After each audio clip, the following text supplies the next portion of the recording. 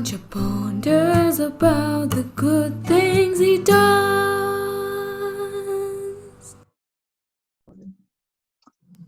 So, hello people, welcome to the second episode of Panja Ponders. And today we are pondering about something very important and it's a bit serious topic.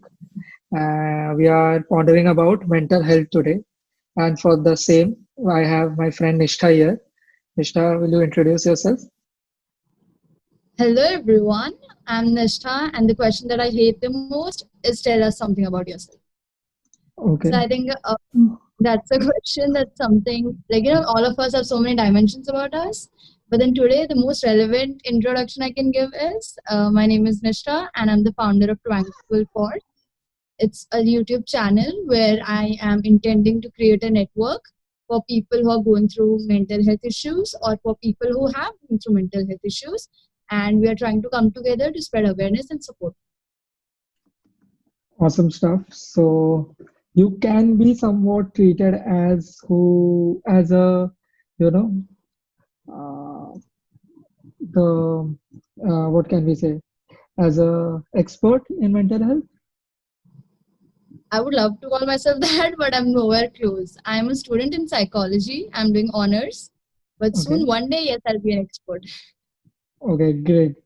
So, okay, Nisha, so I want to get to the point right away. So, what can be constituted as part of mental health? Right. So when we talk about mental health, as the word suggests, we are talking about our mind, our brain. Now, in mental health, also we can, there are two bifurcations. One is the field of psychiatry, and one is the field of psychology. Now, these two are very broad and in depth about themselves. When we talk about psychiatry, we are talking about the medical science. And when we talk about psychology, it is more of a behavior and the thought process and things that we can deal or we can study with respect to a person's behavior more than just the disorders. People have this question about what's the basic difference between psychiatrist and a psychologist. So at least in India, the basic difference is that the psychiatrists are the one who prescribes medicines with respect to the mental health issues that one is facing, the disorders, the abnormalities, whereas the psychologist is more like someone who deals and who tries to resolve the issues without medication. But I would like to add this that it's not more like a choice, but in a lot of cases, both a psychiatrist and a psychologist work together. So it does not make much of a difference, but yes, they are two different. And both of these, they deal with mental health, the behavior, the thought process, the feelings, the emotions part, any kind of deviation or harm that one can, experience or can cause to other person, all of these things are a part of mental health. Okay, so that clears it up. So, I have a bit of a doubt. So, like, when I am thinking about my mental health, like how I can see that I am physically healthy right now, I can feel it. So, what should be red alert, or where should be the point when I should be feeling that maybe it is time for me to go and see someone, maybe my mental health is not good? What are the signs or something like that? Yeah. Yes. So when we talk about the science or when we talk about the question that I, as a student of psychology, I get the most is how do we know that we need help, right? I think that's Yeah. exactly what. So when we say or when we talk about needing help, we make it only about being ill and going for help. I mean, see, you think that you need help only when you're sick, or you think you need to go to a counselor or a psychiatrist only where there's something wrong. But when we talk about mental health, it also, it has to be normalized to an extent where even if you are feeling absolutely okay, but there are certain things that those things that are bothering you, you can, just go to a counselor or a psychologist and talk to them about it. Yes, there are times when things can go very severe, and those times can be like in DSM, that is a manual for psychology students or the field of psychology. We have four criterias. Now, those four criterias are something that we look for in case we think that there is some abnormality with a person. First one is if there is a deviance, like if you're behaving very differently from the rest of the world, or if you're causing any danger, or if there is something that can you can harm yourself with, or something that you can harm someone else with. So all these things, when you feel like you are behaving in a very different way from even the way you used to back then, or you are having communication issues, or it is causing you any kind of difficulties in doing your day-to-day task with something which is very normal, but you still do not feel like doing it, or if it is harming your occupational sector, or anything that you feel is different from how it used to be, maybe that's a sign when you should go to a psychologist. Okay, that's great. So I want to know, like, why is it important for me, like, to pay attention to? Because a lot of times I've heard, like, it is a commonplace in our Indian households too, to listen to the thing like it will get better with time. Does it always get better with time? And why is it important for me to, pay attention to my mental health? Okay. So personally, the biggest reason that I feel why we should pay attention to these things, or why we should, take a step towards working on our mental health, I think it's because it can pose a lot of danger, not just to ourselves, but also to people around us. A lot of times when people are undergoing some mental health issues, they tend to, hurt someone or even themselves. So that's first thing. The reason why we should keep a watch is we do not harm ourselves because of something like that or someone else. Second thing, it can affect the way we function.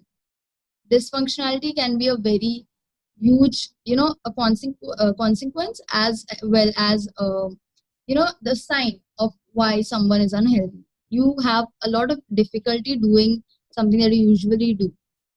So all of these things, it can be reason why you should pay attention to your mental health, because it affects you, it affects the people around you, it affects your functioning. And to be, productive even for yourself, or to be positive, or to generate positive vibes, you need to have a healthy mind. Exactly, exactly. So, one thing that you mentioned here, that is, I don't know if it's bit digressing or not. I'm very angered by why suicide and self-harm is very romanticized nowadays. Like, I don't know if it's a question or not, but I want to kind of discuss, like, why is it romanticized so much by, and I've seen like kids and teenage people and even people my age are doing romanticizing it, writing about suicide in a way like it's the ultimate thing to do and you leave a mark behind. I don't think that is the case, is it? I don't think so, right? No, no. See, this has been happening with, I think, most of the mental illnesses. When people learned about depression, they started romanticizing it. When people learned about anxiety, they started making it something which is very common. Now, the same is, I think, happening with suicide and self harm as well. Now, for this, I think we need to go to the very core of this, as in, why do people think that romanticizing would work? In what way? What will they gain? So I think it's the lack of attention that few people experience in their personal lives.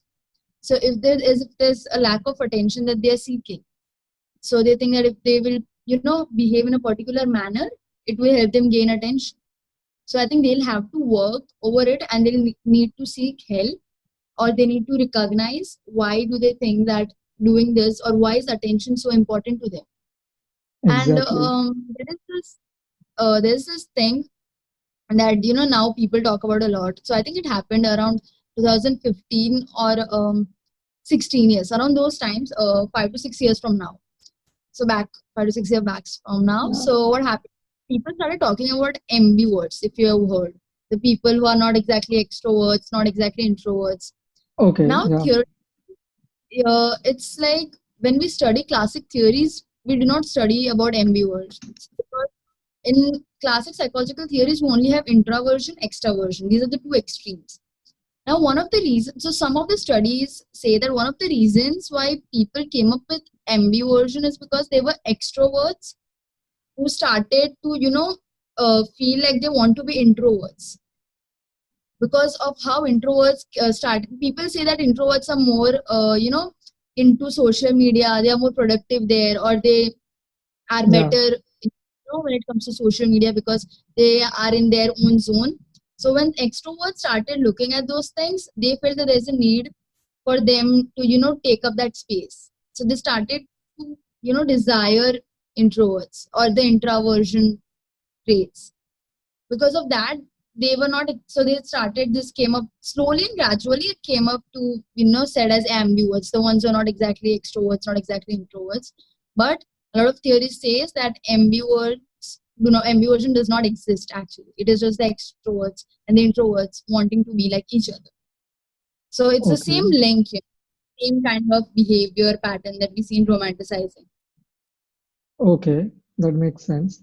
Okay. So like I was talking about teenagers right now. So there are a lot of people in their colleges too who might feel that, okay, who have recognized, okay, something is not right with me. But most of the times, we are broke in college. We are, and maybe our parents, and there are a lot of practical cases, people that I know whose parents don't support mental health, who don't look at mental health as something that can be treated. So they won't support them for going to a psychiatrist or a psychologist. So what are my options if I am, in college and I'm broke in sense, like, are there some kind of free resources available or something? So in our country, in India, we are, of course we know that when it comes to mental health, a lot of us have financial constraints. So yes, there are certain helpline numbers where we can reach and we can talk. But other than that, when we talk about proper therapy sessions, quite a lot of mental health professionals, they do give a kind of discount when it comes to students, because they understand very well how difficult it is for them to sponsor their own mental health treatment. So yes, there are more. I think most of the psychologists, they do give discounts to certain students, and there are n number of helplines which can help us with getting in touch with those people as well. Okay, so maybe I will search something up and I will put the resource link in the description I of the can video. send you a few helpline numbers if you need. Like I can try to. I have a list. I'll send it to you. Okay, so we'll add that in the description. So please have a look at it Absolutely. if you are, you know, if you feel that you can't afford mental health treatment or something like that, please refer to that link. It's gonna be free, most of it, and I hope that it helps you all. So my next question, Nishtha, is like, how do I go about destigmatizing? Like right now, I was talking about how in Indian households, mental health is not given much importance. How do I go about destigmatizing mental health, specifically for the older generation, specifically to my mother and father, for example? Yeah. Yes. So I had this conversation once with a person who's doing like masters in psychology. How do we, reach to the generation who's already so stubborn about mental health and do not believe in mental health? So I think the first step is firstly we need to just give it a shot and try to address them to see their reaction. If it works well for us, it's a good thing. But if it doesn't, I think what we can do is we can educate them through the various sources that we have on the internet. We can show them the consequences of what would happen if we do not address our mental health. Like the recent incident that has shook the country right now, we are all still so traumatized. It has reached a lot of people who are not just our generation, but the people who are our parents generation, or the people who are the generation after us. So even those people are now aware that something like this exists. What we need to do is that maybe if, instead of telling them what it is, if we show them the consequences, it can make a greater impact. We can start by having a talk.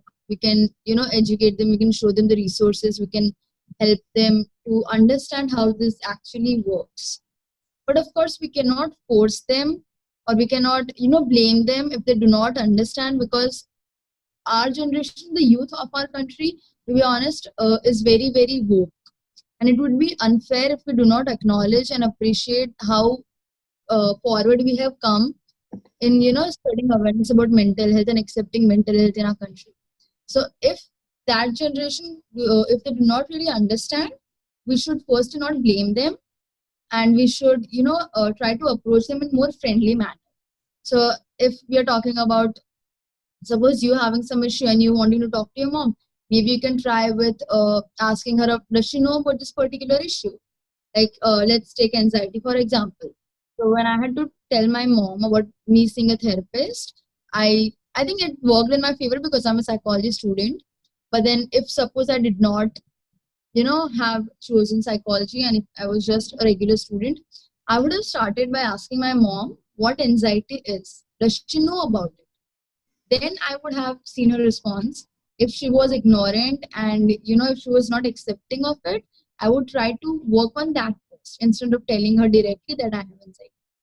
That would Okay. give them it would educate them. I think the main problem is that they do not have knowledge about those things, why, and that is why they're so ignorant, and that is why they are unaccepting of it. So we have to go to the core before we just blame them for not understanding.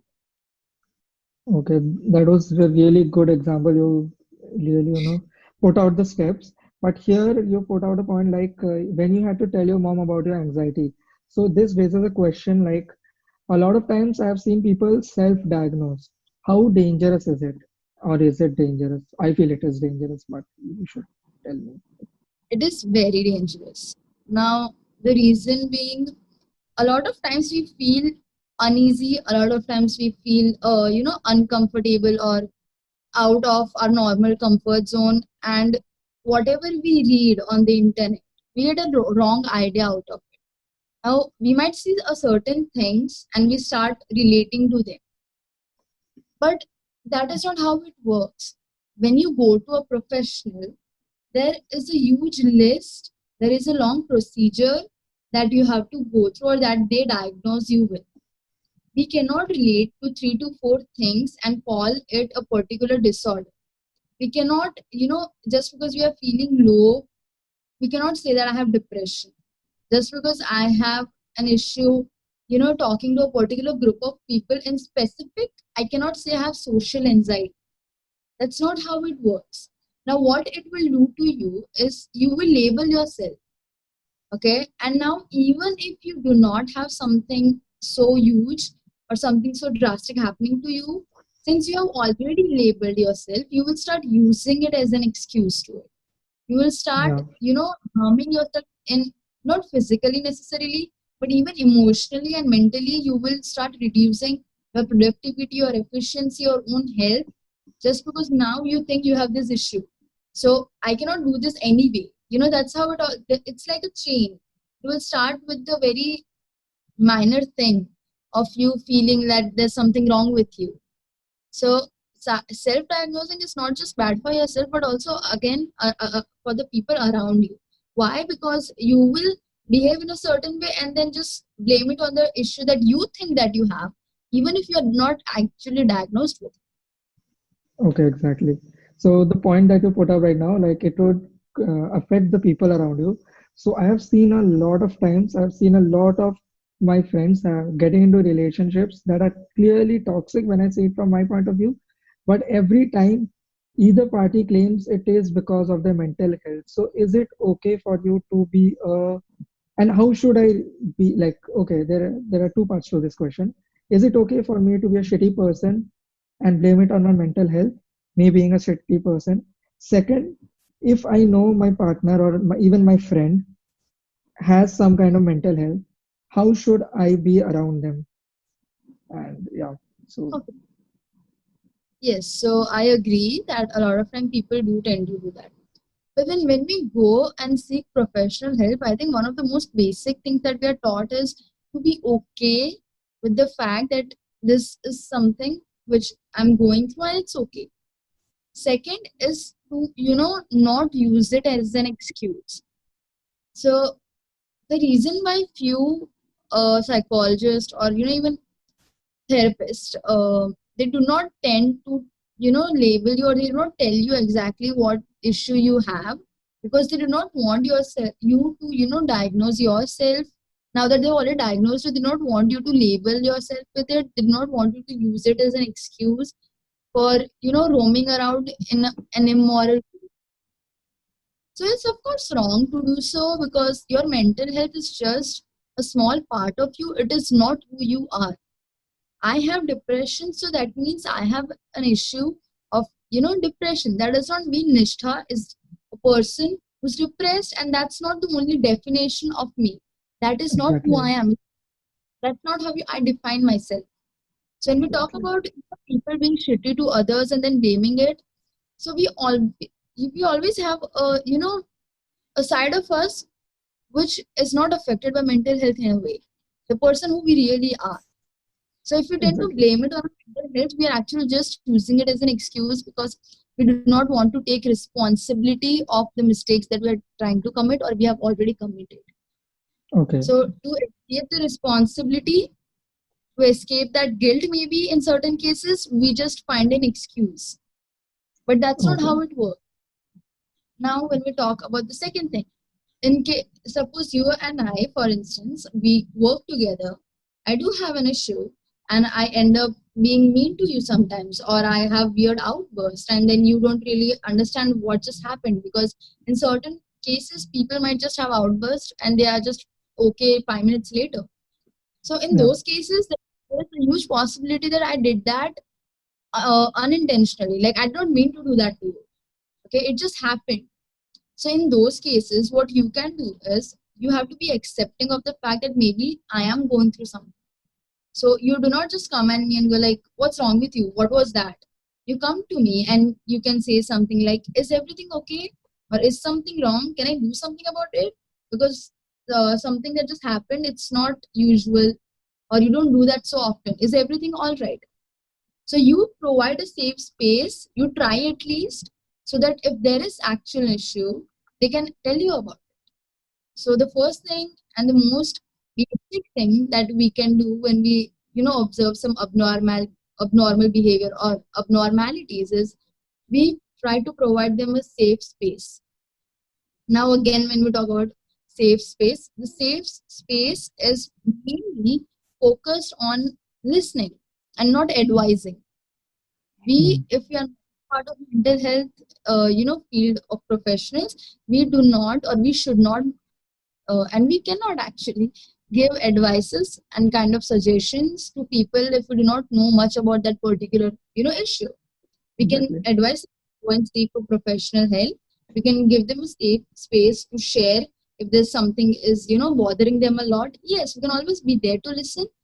We have to be accepting, we have to be open minded for that, but we cannot give them advices if we do not have adequate knowledge for Exactly. Actually, answered my next question also. I meant to ask you that is it okay to be like, like I cannot help because I'm not a therapist. And a lot of times people do expect, but there's a mind like if someone is in need of help, you don't go and help them. But the most help you can do is by listening to them and being accepting of them and asking them to seek professional help, right? So I will move on to the next question rather, which is a very irritating aspect that I found. Like there is no education about mental health in our education system. Like, so what is missing? I think everything, I know everything is missing, but what can be it. introduced and where can it be introduced in our education system? So Okay. This is actually a very nice question, to be honest. So now, when we talk about education system, we are talking and we are focusing on the children, the people who are just entering the field of education, educating themselves.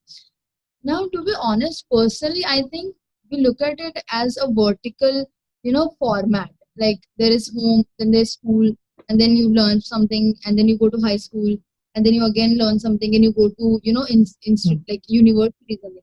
But when we talk about educating students about mental health, I see it more in a horizontal format rather than vertical format. I'll tell you how. So we cannot just leave it to the schools to teach students this. Okay, this uh, has to start from home. So I have a sister who's 14 years old, and I had started, telling her to be nicer to people in school, not to bully anyone since she was in second or third grade. Now, I did not Exactly. leave it on her to go to school and learn from her teachers to, do not bully, or I did not leave it to her to wait for those anti-bully sessions that they have in school, because that is step, that is not like step one, step two, step three. It has to be together. Now, Exactly. once a child learns this very basic thing of not to, bully people or go to school and be nice, then when they go to school, if they see someone else doing something bad, they can go and approach them. Now, this is where the school maybe comes in, where you have to teach students that hurting others is not cool. Okay, this is Exactly. very thin between stupidity and being cool. So, when we talk about school, yes, of course, in other countries, I think even in India now, it's a great thing that if you have heard of it, there's something like mental health first aid. So, that is something that can be taught even in schools. But the basic thing has to be it has to be a society initiative rather than just education institutes. Okay. So one, learn at home. Step two, then you go there and then you learn it at school that maybe you should, call out people who are doing something wrong. Then you go out and then you see people doing the same thing. That person will go and ask them to stop. When we become more inclusive in ourselves, when we become more inclusive, not just in school, but also at home, everything changes. Now our generation, as I previously said, we should be very, acknowledging the fact that our generation is very very accepting nowadays. We are trying to change the mental, stigmas and the stereotypical views that the generation prior to us had. So it all Exactly. starts at, but when we talk about education institutes in particular, they can bring up with something like moral. We had moral science stories, but they were just Yeah. chapters.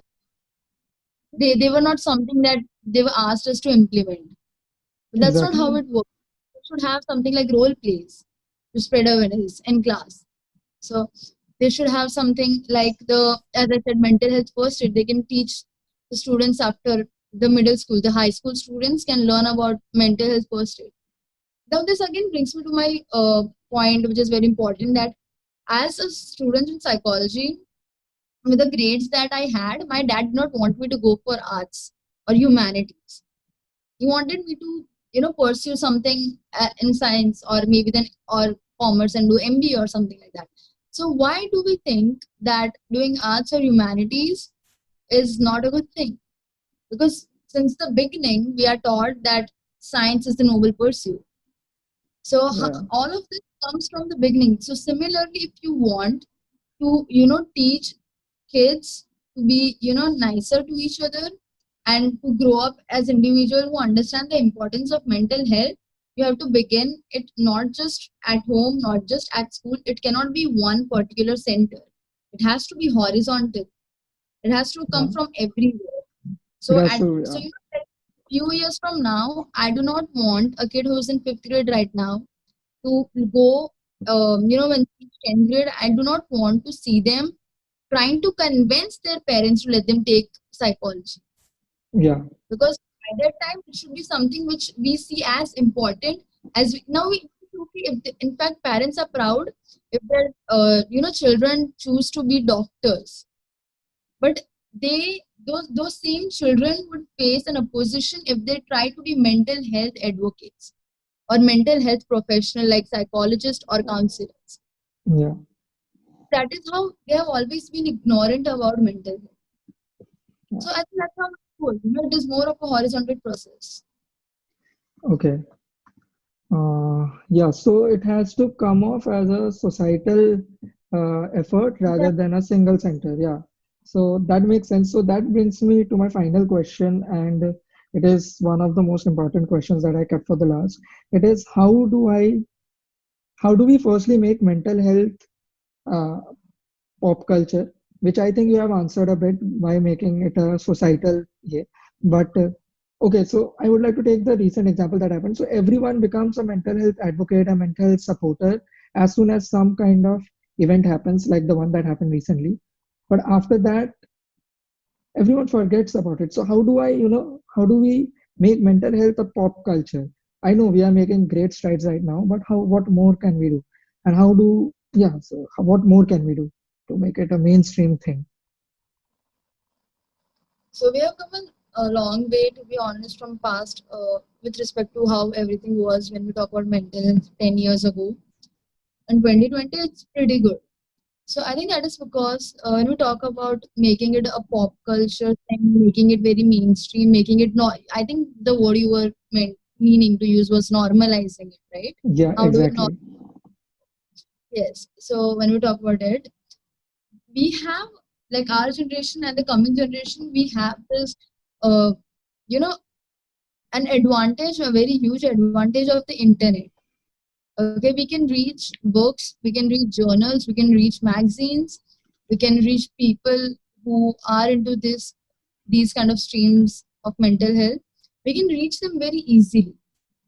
Now, if we start making it, something which is acceptable, something which is normal and okay, it would be easier for people to come forward and talk about.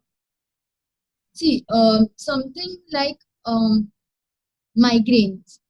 Okay, migraines. Now, when we talk about migraines, it is very easy for me to just tell you that I have a migraine. Why? Yeah, Because I know you will understand, and I know you will not blame it on me. When I have to come forward and tell you that I have depression or anxiety or any kind of mental illness for that matter, or any kind of mental abnormality, even if it's not a disorder, there are different conditions. So if I exactly. will be a bit reluctant to come and talk to you about it because I don't know how you will react. So the first fear is the fear of judgment, the fear of not being accepted, that I might just get rejected for that matter. Like Okay, what if I lose a friend? Or what if I'm not respected enough if I tell them? And where does this come from? It comes from the blaming. We tend to blame it on people who have mental health issues. We tell them that it's under your control. We tell them that it's in your head so you can get over it. But it's not how it goes. To normalize this, we have to make them aware of the fact that it is not their entirely. It's in fact a lot of times it's not their fault at all.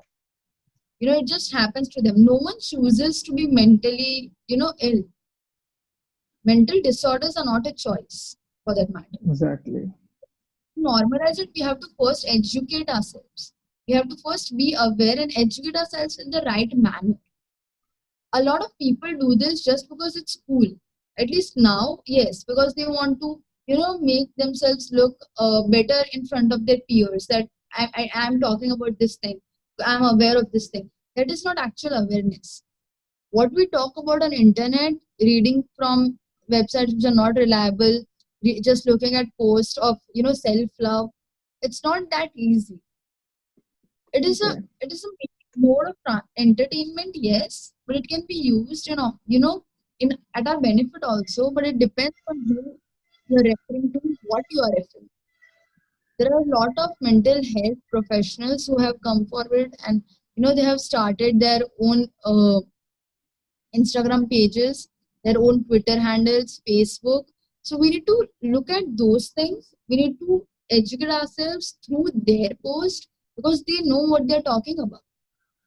exactly. Instead of making it a cool kind of a thing, it is more to do with ourselves. I have friends who trust me and who would rely on me because I started this whole safe space kind of environment since the beginning. So when you make new friends, you have to make sure that you make them feel comfortable around you. It's not just fun and games. Exactly. When we talk about pop culture, you have to, if you want to not just spread awareness, but also if you want people to make it something which is okay, you have to begin with yourself and tell yourself that if something like this happens to me, I understand it's not my fault. If something like this happens to someone very close to me, I will not be so traumatized and I will not blame it on them. So the first step is that we accept it ourselves. The second is to educate ourselves. And the third is to make sure that we do not judge them or blame them based on whatever they are going through or their past experiences as well. And to educate yourself from the right source is very, very important. Okay. Thanks for giving, putting it out on steps. I'm a huge fan of, going by steps and having a more, quantitative approach to things. But thanks a lot. It was very informative, Nishtha, and thanks again. People, please go follow her. She is there on Instagram. She's there on YouTube. Please contact her. She is a really good person to talk to. Her Instagram and YouTube channel name is Tranquil Porch. No, I'm telling you, I've talked with her. I know. She's my friend, one of my Yeah. friends. And I'm flattered. I honestly am blushing, but I'm trying not to show it. oh my God, oh my God, no. But yeah, people. So final point is, it is going to be hard, like she said.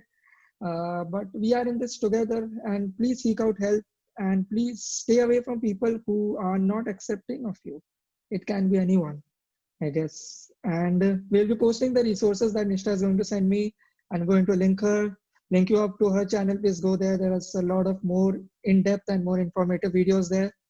So until next time, keep pondering, people. Bye. It's time for all of us to ponder too.